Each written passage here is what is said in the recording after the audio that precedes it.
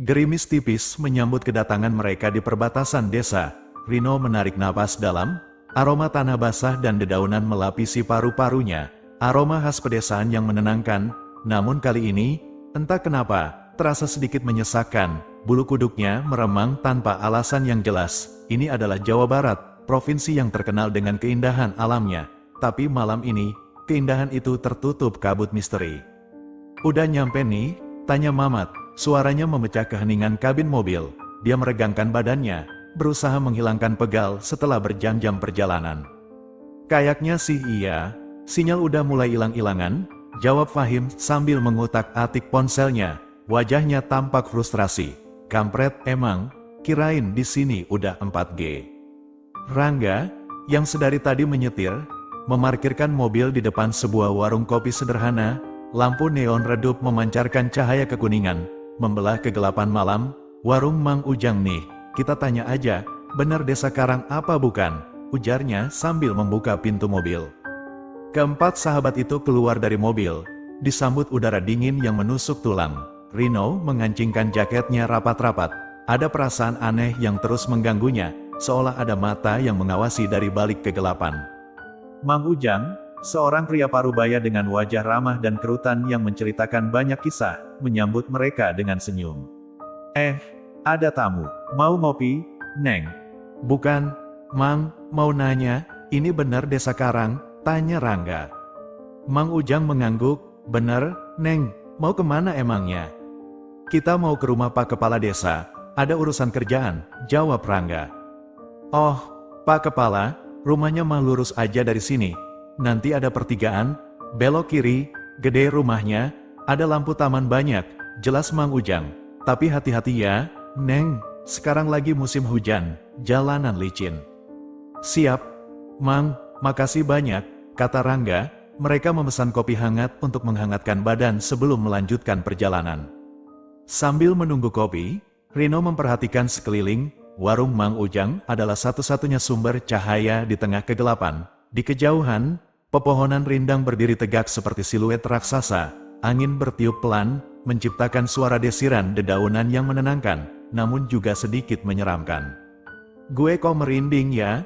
bisik Rino kepada Mamat. Mamat tertawa kecil. "Lebay lu, Rin, mungkin kecapean aja. Udah, minum kopi dulu biar segar." Namun, Rino tidak bisa mengabaikan perasaannya. Ada sesuatu yang tidak beres di desa ini. Aura mistisnya terlalu kuat, seolah menyimpan rahasia kelam yang menunggu untuk terungkap. Setelah menghabiskan kopi dan berpamitan dengan Mang Ujang, mereka melanjutkan perjalanan. Rangga mengemudikan mobil dengan hati-hati, melewati jalanan sempit dan berliku yang diterangi lampu mobil. Kabut semakin tebal, membuat jarak pandang terbatas. "Serem juga ya tempatnya," gumam Fahim, memecah keheningan. "Iya, berasa lagi syuting film horor," timpal Mamat. Rino hanya diam, menatap keluar jendela. Perasaan tidak nyaman itu semakin kuat. Ia merasa ada yang mengawasi mereka dari balik pepohonan. Sebuah bayangan putih melintas di depan mobil, membuat Rino terlonjak kaget. "Rangga, awas!" teriak Rino. Rangga membanting setir ke kiri, menghindari tabrakan dengan sesuatu yang tidak jelas. Mobil oleng dan hampir keluar jalur. Setelah berhasil mengendalikan mobil, Rangga menghentikannya di pinggir jalan. "Gila, hampir aja," seru Rangga, napasnya terengah-engah. "Tadi ada apaan, Rin?" tanya Mamat dengan nada cemas. "Gue nggak tahu pasti, tapi kayaknya ada bayangan putih melintas," jawab Rino, masih sok. Fahim menyalakan lampu senter dari ponselnya dan mengarahkan ke depan mobil. Tidak ada apa-apa, hanya jalanan yang sepi dan kabut tebal.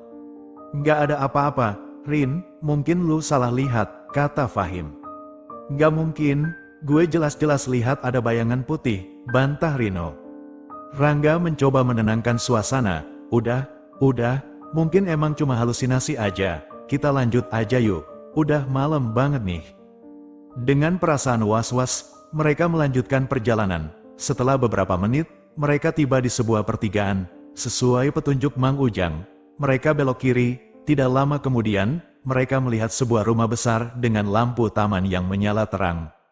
"Nah, itu dia rumah Pak Kepala Desa," kata Rangga. Mereka memarkirkan mobil di depan gerbang rumah dan keluar. Rino masih merasa tidak nyaman. tapi ia berusaha menenangkan diri. Mungkin memang hanya perasaannya saja yang terlalu sensitif. Rangga menekan bel rumah. Tidak lama kemudian, seorang wanita parubaya dengan wajah yang tampak lelah membuka pintu. "Selamat malam, Bu," sapa Rangga dengan sopan. "Kami dari Jakarta, ada urusan dengan Pak Kepala Desa." "Oh, dari Jakarta, Bapak lagi nggak ada di rumah, lagi ada urusan di kota," jawab wanita itu, "tapi silakan masuk aja dulu." Mereka masuk ke dalam rumah dan dipersilakan duduk di ruang tamu. Wanita itu memperkenalkan diri sebagai Bu Siti, istri Pak Kepala Desa. "Maaf ya, Bapak nggak ada di rumah, kalian mau nunggu atau gimana?" tanya Bu Siti. "Sebenarnya kita ada beberapa dokumen yang harus ditandatangani sama Pak Kepala Desa, Bu," jawab Rangga. "Kira-kira Bapak pulangnya kapan ya?" "Wah, saya juga nggak tahu pasti, mungkin besok pagi baru pulang," kata Bu Siti. Rino merasa tidak enak, mereka sudah jauh-jauh datang dari Jakarta, tapi ternyata Pak Kepala Desa tidak ada di rumah. "Ya udah, Bu, nggak apa-apa, mungkin kita cari penginapan dulu aja, besok pagi kita kesini lagi," kata Rangga. "Oh, ya udah kalau gitu, hati-hati ya di jalan," kata Bu Siti. Mereka berpamitan dengan Bu Siti dan keluar dari rumah. Saat mereka berjalan menuju mobil, Rino melihat sesuatu di balik jendela rumah. Sebuah bayangan putih berdiri di sana, menatap mereka dengan tatapan kosong. Kali ini, ia yakin tidak salah lihat. "Guys, lihat itu," bisik Rino sambil menunjuk ke arah jendela. Mamat, Fahim, dan Rangga mengikuti arah pandang Rino. Mereka juga melihat bayangan putih itu. Tubuh mereka langsung membeku ketakutan. Bayangan putih itu perlahan-lahan mendekat ke jendela. Rambutnya panjang terurai menutupi wajahnya. Tiba-tiba, bayangan itu mengangkat kepalanya. Wajahnya pucat pasi dengan mata merah menyala. Ia membuka mulutnya dan mengeluarkan suara tawa yang mengerikan. Suara tawa kuntilanak yang memecah kesunyian malam. Hihihihihi. Mereka berlari sekuat tenaga menuju mobil. Rangga dengan cepat membuka pintu dan masuk. Ia menyalakan mesin dan menginjak gas dalam-dalam. Mobil melaju dengan kecepatan tinggi, meninggalkan rumah Pak Kepala Desa dan tawa kuntilanak yang terus menghantui mereka. "Gue nggak salah lihat kan? Itu beneran kuntilanak?" tanya Fahim dengan nada gemetar. Tidak ada yang menjawab. Mereka semua masih shock dan ketakutan. Rino menoleh ke belakang, melihat rumah Pak Kepala Desa yang semakin menjauh. Ia tahu, malam ini adalah awal dari teror yang akan menghantui mereka di Desa Karang. Mereka harus segera mencari tahu apa yang sebenarnya terjadi di desa ini, sebelum terlambat. Dan tawa kuntilanak itu terus terngiang di telinga Rino. Sebuah janji kengerian yang baru saja dimulai. Mereka melaju tanpa henti, melewati jalanan berliku yang terasa semakin panjang dan mencekam. Suara deru mesin mobil memecah kesunyian malam, seolah berlomba dengan detak jantung mereka yang berpacu kencang. Rino terus menoleh ke belakang, memastikan kuntilanak itu tidak mengejar mereka. Namun, yang terlihat hanyalah kegelapan dan kabut tebal yang menyelimuti Desa Karang. "Kita harus pergi dari sini," kata Fahim dengan suara bergetar. "Gue nggak mau mati konyol di tempat kayak gini." "Tenang, Fahim, tenang, kita pasti selamat," Rangga mencoba menenangkan. Meskipun ia sendiri pun merasa sangat ketakutan. "Kita cari penginapan di desa sebelah aja." Mamat, yang sedari tadi diam, akhirnya membuka suara. "Gue nggak ngerti, kenapa bisa ada kuntilanak di rumah Pak Kepala Desa? Apa ada hubungannya sama urusan kerjaan kita?" Pertanyaan Mamat membuat Rino berpikir. Mereka datang ke Desa Karang untuk melakukan survei lahan yang akan digunakan untuk proyek pembangunan pabrik. Proyek ini merupakan investasi besar yang diharapkan dapat meningkatkan perekonomian desa. Namun, jika ada gangguan mistis seperti ini, proyek ini bisa terancam gagal. "Kita harus cari tahu," kata Rino dengan nada serius. "Kita nggak bisa kabur begitu aja. Kalau kita kabur, proyek ini bisa gagal dan banyak orang yang kehilangan pekerjaan." "Tapi, Rin, nyawa kita juga taruhannya," bantah Fahim. "Gue nggak mau mati gara-gara pabrik." "Kita nggak akan mati," jawab Rino dengan nada meyakinkan. "Kita akan cari tahu apa yang sebenarnya terjadi di desa ini dan mencari solusi terbaik." Rangga mengangguk setuju. Rino benar, kita nggak bisa menyerah begitu aja. Kita harus berani menghadapi masalah ini. Mamat, meskipun masih merasa takut, akhirnya setuju dengan keputusan Rino dan Rangga. "Ya udah, deh, gue ikut aja. Tapi janji ya, kalau ada apa-apa, kita langsung kabur." Rino menggigil. Bukan hanya karena dinginnya malam di Jawa Barat itu, tapi juga karena ketakutan yang mencengkeramnya. Di depan mereka, rumah Pak Kepala Desa berdiri gelap dan sunyi, seolah menyembunyikan rahasia kelam. "Gimana ini?" tanya Mamat. Suaranya bergetar. "Balik aja, yuk." Fahim, yang biasanya paling rasional, tampak pucat pasi. "Jangan panik, mungkin cuma halusinasi." Rangga menyahut sinis, "Halusinasi barengan gitu, lucu kamu." Fahim, dia menunjuk ke arah jendela tempat mereka melihat kuntilanak itu. "Itu bukan halusinasi, itu nyata." Rino menarik napas dalam-dalam. Mereka tidak bisa lari. Terlalu banyak yang dipertaruhkan. Proyek ini penting bagi perusahaan mereka, dan lari ketakutan hanya akan membuat masalah semakin besar. "Kita harus cari tahu," kata Rino, berusaha menyembunyikan keraguan dalam suaranya. "Kita harus tahu kenapa ada kuntilanak di sini, dan apa hubungannya dengan Pak Kepala Desa." "Kamu gila, Rino," Mamat memelototi Rino. "Kita ini surveyor, bukan pemburu hantu." "Kita juga bukan pengecut," balas Rino, menatap Mamat dengan tajam. "Kita punya pekerjaan yang harus diselesaikan. Kalau kita lari, siapa yang akan percaya sama kita? Mereka akan bilang kita mengada-ada, dan proyek ini bisa gagal." Perdebatan mereka terhenti oleh suara lolongan anjing yang memilukan. Suara itu datang dari arah perkebunan teh di belakang rumah Pak Kepala Desa, membuat bulu kuduk mereka meremang. Oke, kata Fahim, mengangkat tangannya. "Kita sepakat cari tahu, tapi gimana caranya? Kita nggak punya petunjuk apa-apa." Rino berpikir sejenak. "Kita mulai dari Mang Ujang, dia penduduk desa sini, mungkin dia tahu sesuatu." Mereka setuju. Meskipun dengan berat hati, dengan langkah ragu, mereka kembali ke mobil dan melaju menuju warung kopi Mang Ujang. Udara malam terasa semakin dingin dan berat. Rino merasa seolah ada yang mengawasi mereka dari kegelapan. Warung Mang Ujang tampak sepi.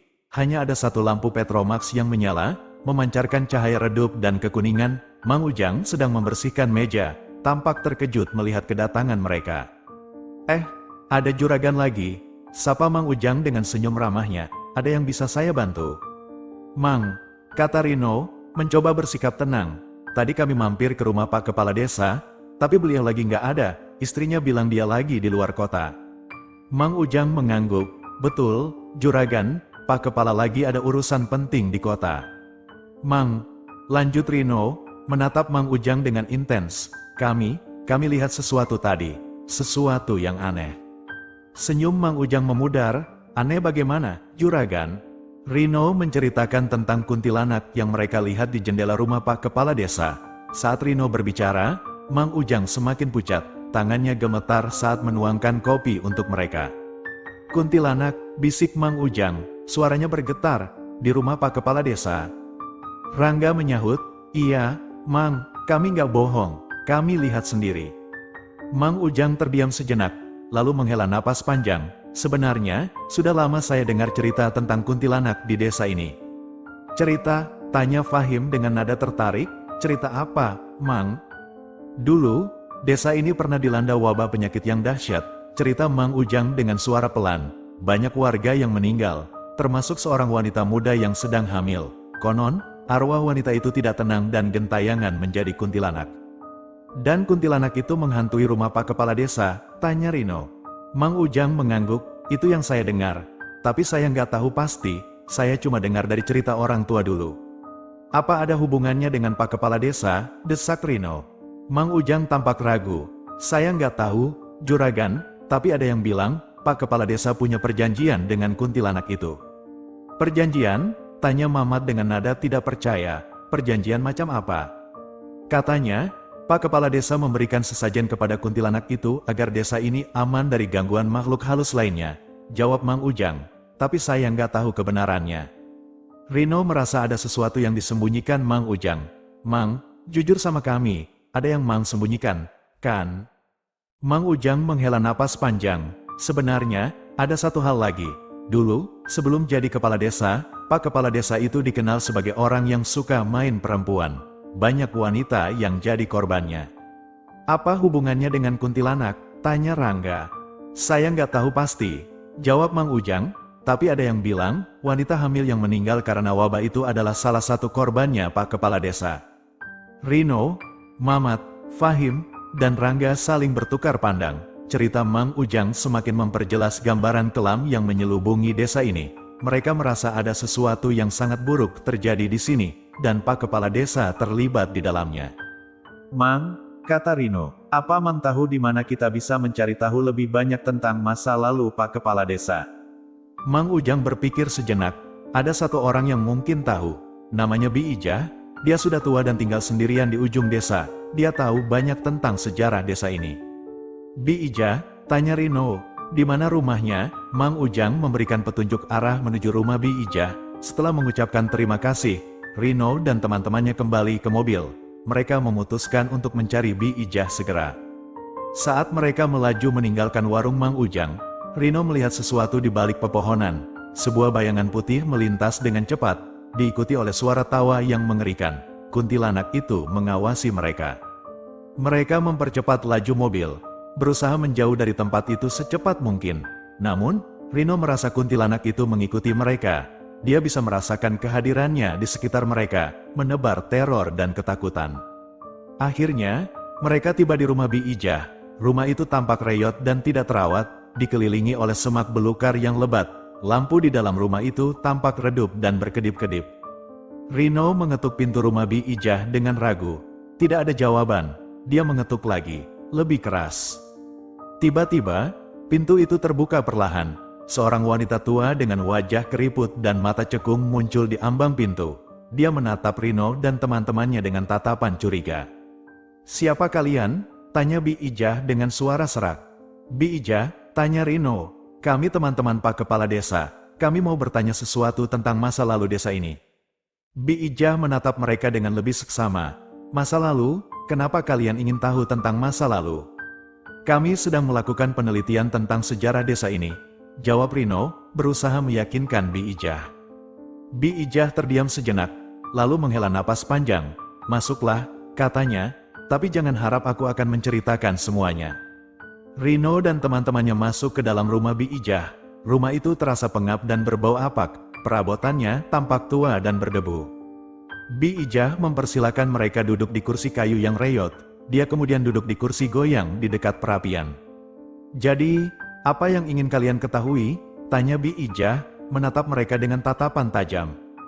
Rino, Mamat, Fahim, dan Rangga saling bertukar pandang. Mereka tahu, mereka harus berhati-hati dengan apa yang mereka katakan. Bi Ijah memegang kunci rahasia kelam desa Karang. "Kami ingin tahu tentang Pak Kepala Desa," kata Rino, "tentang masa lalunya, sebelum dia menjadi kepala desa." Bi Ijah terdiam sejenak, lalu menghela napas panjang. "Pak Kepala Desa, dia bukan orang baik," katanya dengan suara pelan. "Dia punya banyak dosa di masa lalunya." "Dosa apa?" tanya Fahim dengan nada penasaran. Bi Ijah menatap mereka dengan tatapan kosong. "Dia telah menghancurkan banyak nyawa," bisiknya, "dan dia akan membayar atas perbuatannya." Tiba-tiba, lampu di dalam rumah Bi Ijah padam. Kegelapan menyelimuti mereka. Suara angin menderu di luar rumah, terdengar seperti lolongan kesakitan. Rino merasa ada sesuatu yang mendekat, sesuatu yang jahat dan mengerikan. Dia bisa merasakan kehadirannya di sekitar mereka, menebar teror dan ketakutan. "Kalian tidak seharusnya datang ke sini," bisik Bi Ijah dengan suara bergetar. "Kalian telah membangkitkan kemarahan yang seharusnya tidur." Tiba-tiba, terdengar suara ketukan di jendela. Ketukan itu semakin keras dan semakin cepat, seolah ada yang ingin masuk ke dalam rumah. Rino, Mamat, Fahim, dan Rangga saling berpegangan erat. Mereka tahu, mereka tidak sendirian. Ada sesuatu yang mengincar mereka di kegelapan. Kemudian, terdengar suara tawa yang mengerikan. Tawa itu memenuhi seluruh ruangan, membuat bulu kuduk mereka meremang. Tawa itu adalah tawa kuntilanak. Pintu rumah Bi Ijah terbuka dengan sendirinya. Di ambang pintu, berdiri sosok kuntilanak dengan rambut panjang terurai dan wajah pucat pasi. Matanya merah menyala, menatap mereka dengan tatapan penuh dendam. Kuntilanak itu melayang mendekat, menebar bau busuk dan amis. Rino, Mamat, Fahim, dan Rangga menjerit ketakutan. Mereka tidak bisa lari. Kuntilanak itu melayang masuk ke dalam rumah reyot Bi Ijah. Tawanya, yang tadinya terdengar dari luar, kini memekakkan telinga di ruangan sempit itu. Rino, Mamat, Fahim, dan Rangga terpojok di sudut ruangan. Napas mereka tercekat. Bau anyir darah menusuk hidung. semakin memperkuat kengerian yang menyelimuti mereka. Rino mencoba menenangkan diri. Kita harus lari, bisiknya, suaranya bergetar. Mamat menggeleng, matanya membulat penuh ketakutan. Lari kemana? Dia ada di mana-mana. Fahim, yang biasanya paling rasional, tampak kehilangan akal. Dia hanya bisa memegangi tasbihnya erat-erat, mulutnya komat kamit membaca doa. Rangga, yang paling besar badannya, justru terlihat paling pucat. Dia memeluk dirinya sendiri, tubuhnya bergetar hebat. Bi Ijah, yang duduk bersandar di dinding, tampak tenang. Matanya yang keriput menatap kuntilanak itu dengan tatapan yang sulit diartikan. Dia datang untuk menagih janji, gumamnya, suaranya serak.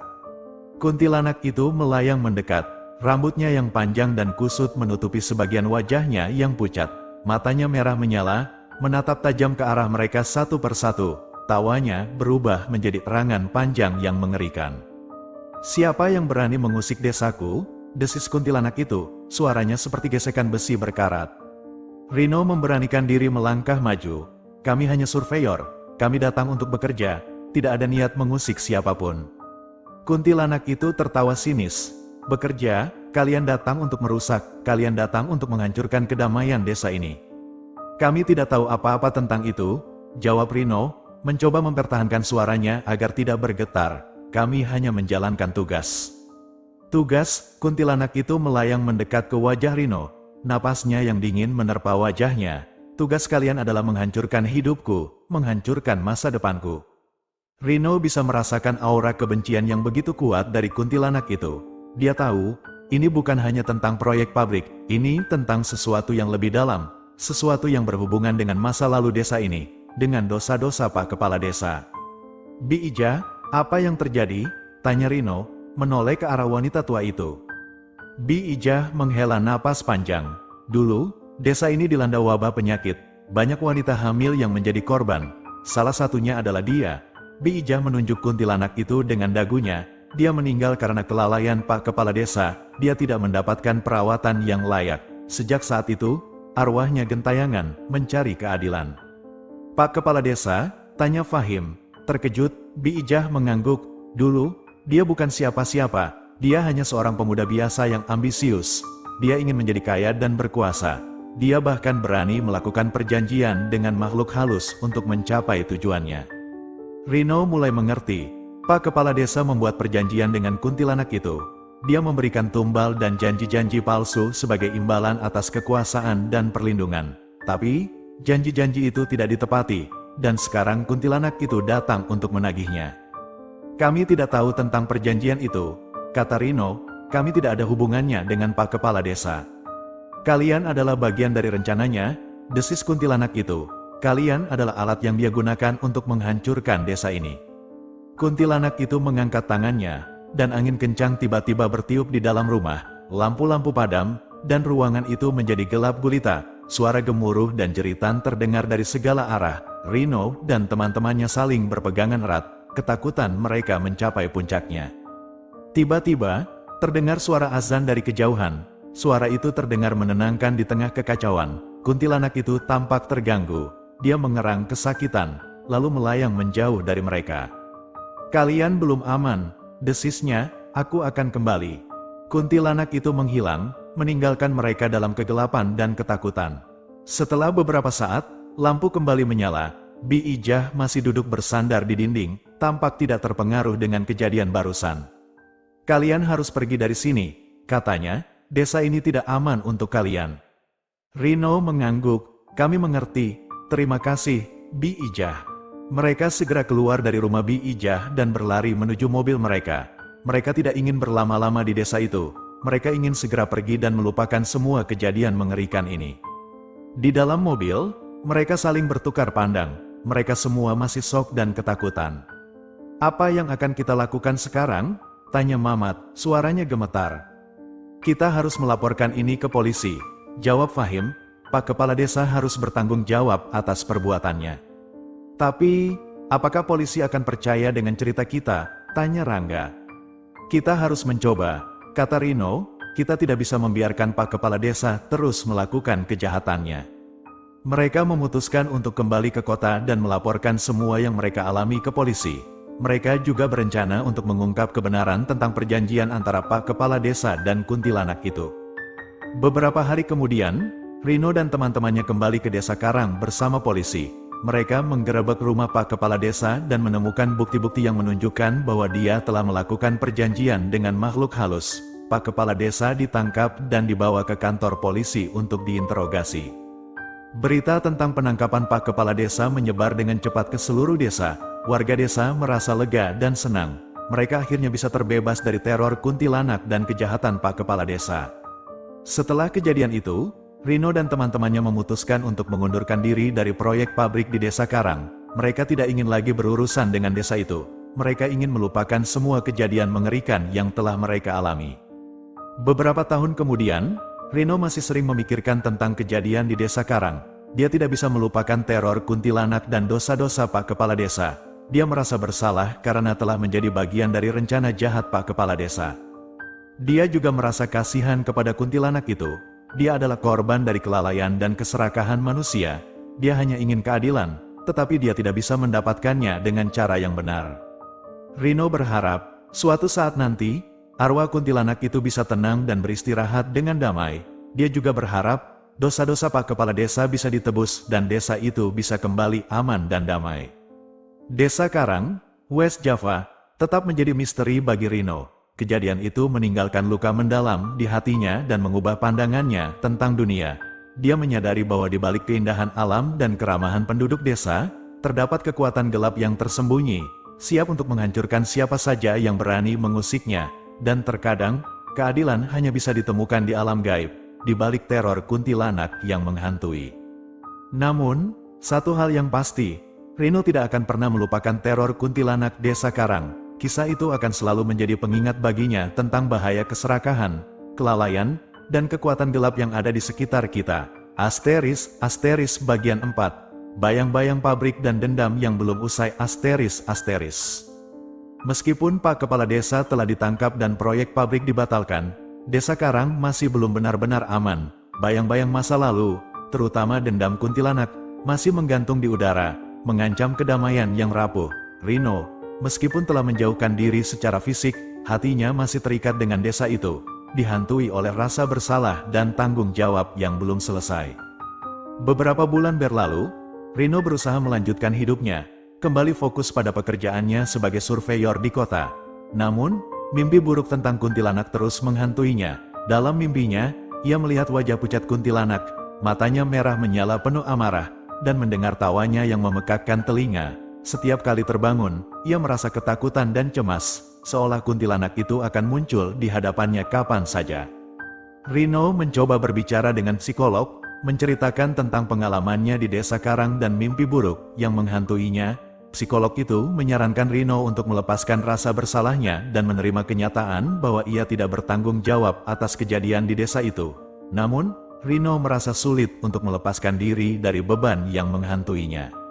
Suatu malam, Rino menerima telepon dari Mamat. Suara Mamat terdengar panik dan ketakutan. "Rino, kau harus kembali ke Desa Karang," kata Mamat. Suaranya bergetar. Teror kuntilanak kembali menghantui desa, bahkan lebih parah dari sebelumnya. Rino terkejut mendengar berita itu. "Apa yang terjadi?" tanyanya, khawatir. Setelah Pak Kepala Desa ditangkap, warga desa merasa lega dan aman. Namun, kebahagiaan itu tidak berlangsung lama. Beberapa hari yang lalu, kuntilanak mulai muncul kembali. Dia meneror warga desa setiap malam. Bahkan, ada beberapa orang yang menjadi korban. "Korban? Apa maksudmu?" tanya Rino, jantungnya berdebar kencang.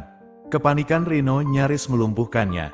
Matanya membelalak, terpaku pada sosok putih pucat yang melayang di tengah ruangan. Rambut hitam panjang kuntilanak itu tergerai menutupi sebagian wajahnya. Namun tatapan merah menyalanya menembus kegelapan, langsung menghunjam ke dalam jiwa Rino. Di Jawa Barat, cerita tentang makhluk halus seperti ini bukan sekadar dongeng pengantar tidur. Ini adalah kenyataan yang mereka hadapi sekarang. Mamat mencengkeram lengan Rino erat-erat. Rino, apa yang harus kita lakukan?" bisiknya. Suaranya bergetar hebat. Fahim, meskipun masih pucat, mencoba mempertahankan ketenangannya. Bi Ijah, tolong kami," serunya, meskipun suaranya terdengar ragu. Kuntilanak itu tertawa lagi. Kali ini lebih mengerikan. Suaranya memantul-mantul di dinding bambu rumah reot itu, menciptakan gema yang membuat bulu kuduk meremang. Bau anyir darah semakin kuat, seolah-olah sumbernya berada tepat di depan mata mereka. Rangga, yang sedari tadi diam membisu, kini mulai terisak pelan. Bi Ijah, yang duduk bersila di pojok ruangan sambil memegang tasbih, hanya menggeleng-gelengkan kepalanya, wajahnya penuh ketakutan dan penyesalan. Saya sudah bilang, kalian seharusnya tidak datang ke sini, gumamnya.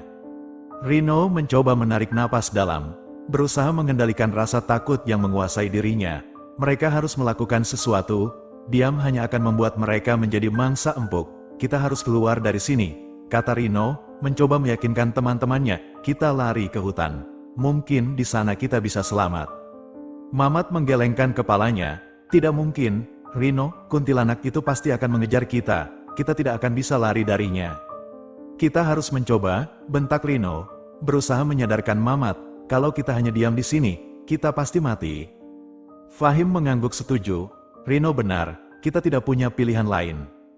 Rangga, yang masih terisak, hanya bisa mengangguk pelan. Rino melihat sekeliling, ruangan itu sangat sempit, hanya berukuran sekitar 3 kali 4 meter. Dindingnya terbuat dari bambu yang sudah lapuk, dan lantainya dari tanah yang lembab. Hanya ada satu pintu keluar, dan kuntilanak itu berdiri tepat di depannya, menghalangi jalan mereka. Tiba-tiba, kuntilanak itu bergerak, ia melayang mendekat, semakin dekat, tatapan merahnya semakin tajam. Rino bisa merasakan hawa dingin yang menusuk tulang dari keberadaan makhluk itu. Kita berdoa, seru Bi Ijah, suaranya bergetar, berdoa sekuat tenaga.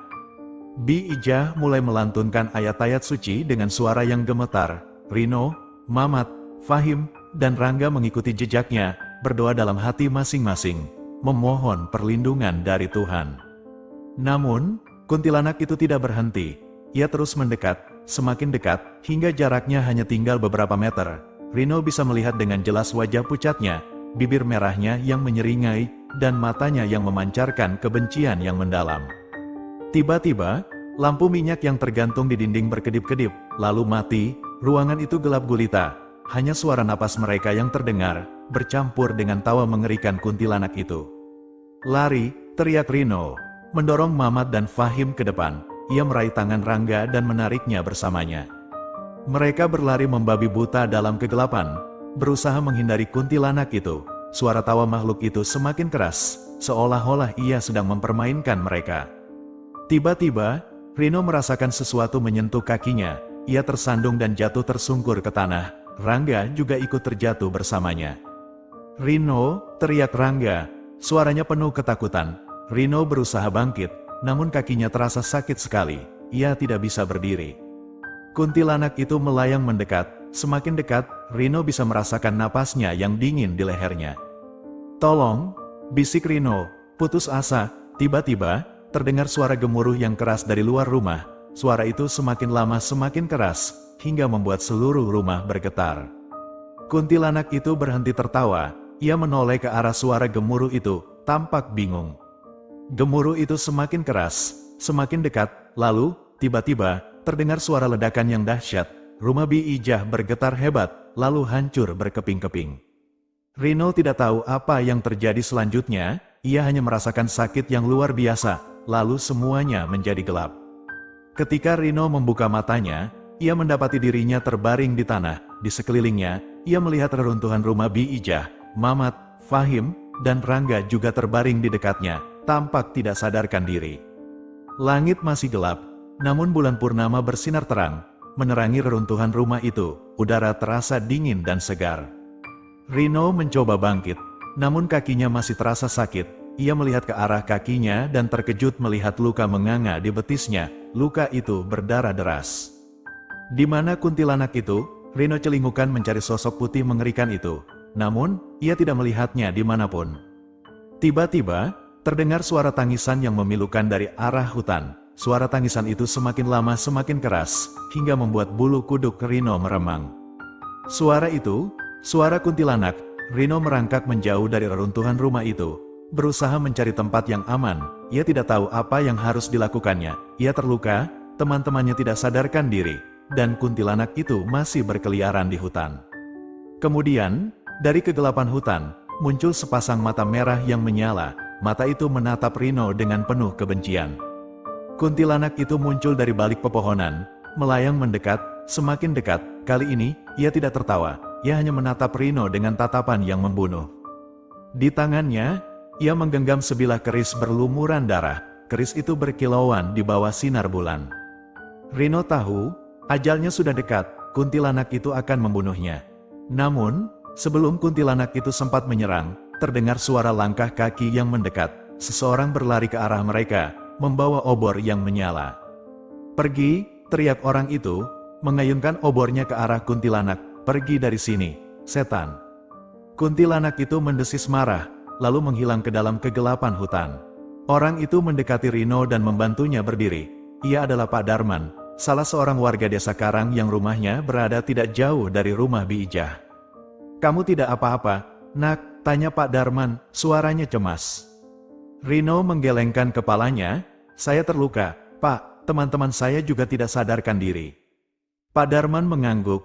"Saya akan membawa kalian ke rumah saya, kita obati luka kalian di sana." Pak Darman membantu Rino memapah Mamat, Fahim, dan Rangga ke rumahnya. Di sana, mereka diobati dan diberi makan. Setelah beberapa jam beristirahat, Rino, Mamat, Fahim, dan Rangga mulai sadar sepenuhnya. Mereka menceritakan semua yang mereka alami kepada Pak Darman. Pak Darman mendengarkan cerita mereka dengan seksama. Setelah selesai, ia menghela napas panjang. "Kuntilanak itu memang sangat berbahaya," kata Pak Darman. "Ia sudah lama menghantui desa ini. Banyak orang yang menjadi korbannya." "Lalu, apa yang harus kami lakukan, Pak?" tanya Rino, putus asa. "Bagaimana cara menghentikan kuntilanak itu?" Pak Darman terdiam sejenak, berpikir keras. Lalu, ia berkata, "Ada satu cara untuk menghentikan kuntilanak itu. Tapi, cara ini sangat berbahaya."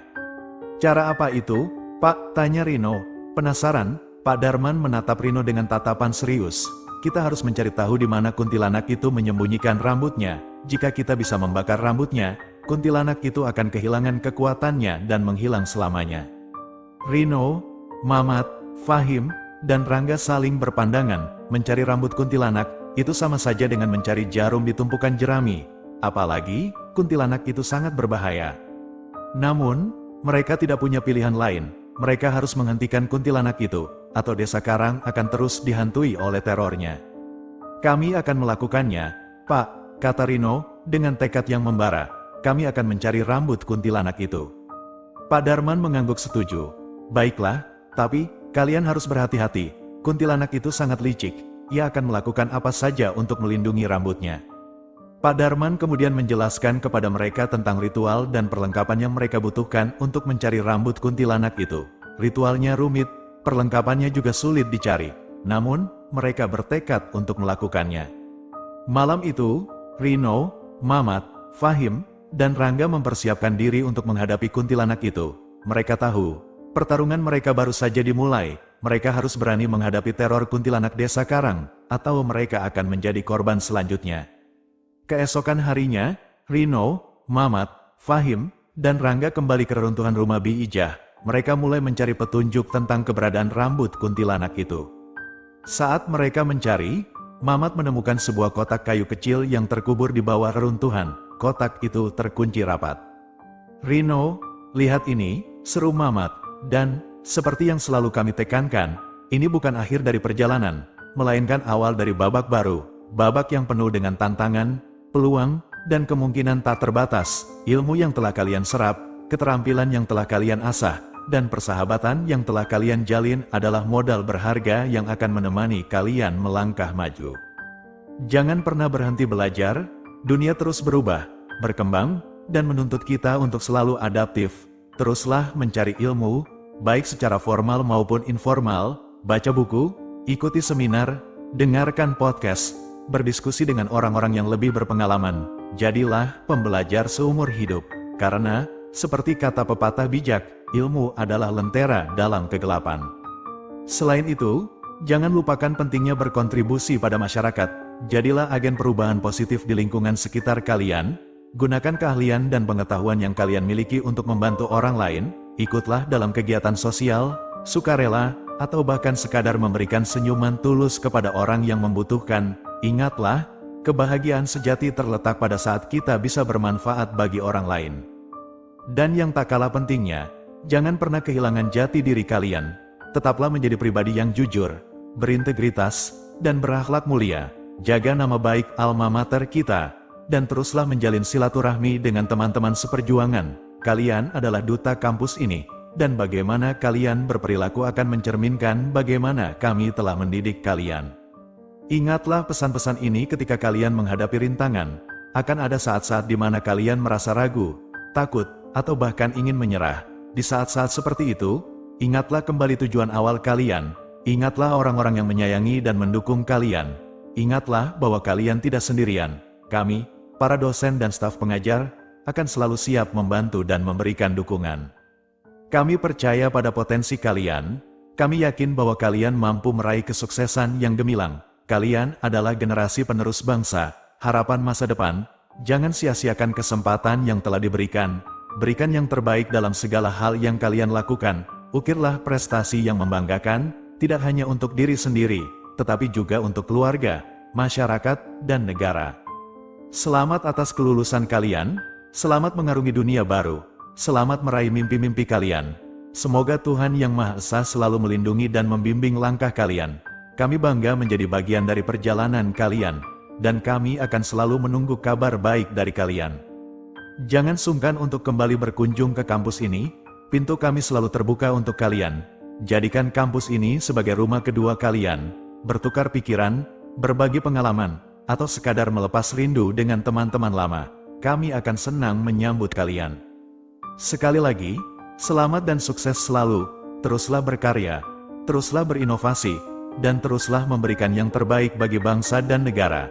Jadilah insan yang bermanfaat dan membanggakan. Semoga Allah SWT senantiasa melimpahkan rahmat dan hidayahnya kepada kita semua. Amin ya Rabbal Alamin. Akhir kata, dengan mengucap Bismillahirrahmanirrahim, acara wisuda sarjana dan pasca sarjana, nama universitas, tahun akademik, secara resmi saya nyatakan ditutup. Terima kasih. Wassalamualaikum warahmatullahi wabarakatuh.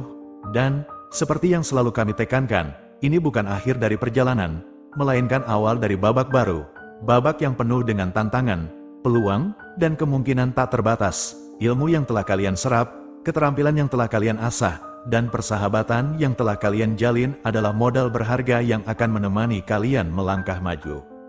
Jangan pernah berhenti belajar, dunia terus berubah, berkembang, dan menuntut kita untuk selalu adaptif. Teruslah mencari ilmu, baik secara formal maupun informal, baca buku, ikuti seminar, dengarkan podcast, berdiskusi dengan orang-orang yang lebih berpengalaman. Jadilah pembelajar seumur hidup. Karena, seperti kata pepatah bijak, ilmu adalah lentera dalam kegelapan. Selain itu, jangan lupakan pentingnya berkontribusi pada masyarakat. Jadilah agen perubahan positif di lingkungan sekitar kalian. Gunakan keahlian dan pengetahuan yang kalian miliki untuk membantu orang lain. Ikutlah dalam kegiatan sosial, sukarela, atau bahkan sekadar memberikan senyuman tulus kepada orang yang membutuhkan. Ingatlah, kebahagiaan sejati terletak pada saat kita bisa bermanfaat bagi orang lain. Dan yang tak kalah pentingnya, jangan pernah kehilangan jati diri kalian. Tetaplah menjadi pribadi yang jujur, berintegritas, dan berakhlak mulia. Jaga nama baik alma mater kita, dan teruslah menjalin silaturahmi dengan teman-teman seperjuangan. Kalian adalah duta kampus ini, dan bagaimana kalian berperilaku akan mencerminkan bagaimana kami telah mendidik kalian. Ingatlah pesan-pesan ini ketika kalian menghadapi rintangan. Akan ada saat-saat di mana kalian merasa ragu, takut, atau bahkan ingin menyerah. Di saat-saat seperti itu, ingatlah kembali tujuan awal kalian. Ingatlah orang-orang yang menyayangi dan mendukung kalian. Ingatlah bahwa kalian tidak sendirian. Kami, para dosen dan staf pengajar, akan selalu siap membantu dan memberikan dukungan. Kami percaya pada potensi kalian. Kami yakin bahwa kalian mampu meraih kesuksesan yang gemilang. Kalian adalah generasi penerus bangsa, harapan masa depan. Jangan sia-siakan kesempatan yang telah diberikan. Berikan yang terbaik dalam segala hal yang kalian lakukan. Ukirlah prestasi yang membanggakan, tidak hanya untuk diri sendiri, tetapi juga untuk keluarga, masyarakat, dan negara. Selamat atas kelulusan kalian, selamat mengarungi dunia baru, selamat meraih mimpi-mimpi kalian. Semoga Tuhan Yang Maha Esa selalu melindungi dan membimbing langkah kalian. Kami bangga menjadi bagian dari perjalanan kalian, dan kami akan selalu menunggu kabar baik dari kalian. Jangan sungkan untuk kembali berkunjung ke kampus ini, pintu kami selalu terbuka untuk kalian. Jadikan kampus ini sebagai rumah kedua kalian, bertukar pikiran, berbagi pengalaman, atau sekadar melepas rindu dengan teman-teman lama. Kami akan senang menyambut kalian. Sekali lagi, selamat dan sukses selalu, teruslah berkarya, teruslah berinovasi, dan teruslah memberikan yang terbaik bagi bangsa dan negara. Jadilah insan yang bermanfaat dan membanggakan. Semoga Allah SWT senantiasa melimpahkan rahmat dan hidayahnya kepada kita semua. Amin ya Rabbal Alamin. Akhir kata, dengan mengucap Bismillahirrahmanirrahim, acara wisuda sarjana dan pasca sarjana, nama universitas, tahun akademik, secara resmi saya nyatakan ditutup. Terima kasih. Wassalamualaikum warahmatullahi wabarakatuh. Namun, sebelum kita benar-benar berpisah, izinkan saya menambahkan sedikit lagi. Ingatlah, kesuksesan tidak hanya diukur dari seberapa banyak harta yang kalian kumpulkan atau seberapa tinggi jabatan yang kalian raih. Lebih dari itu, kesuksesan sejati terletak pada seberapa besar dampak positif yang kalian berikan bagi orang lain dan bagi lingkungan sekitar.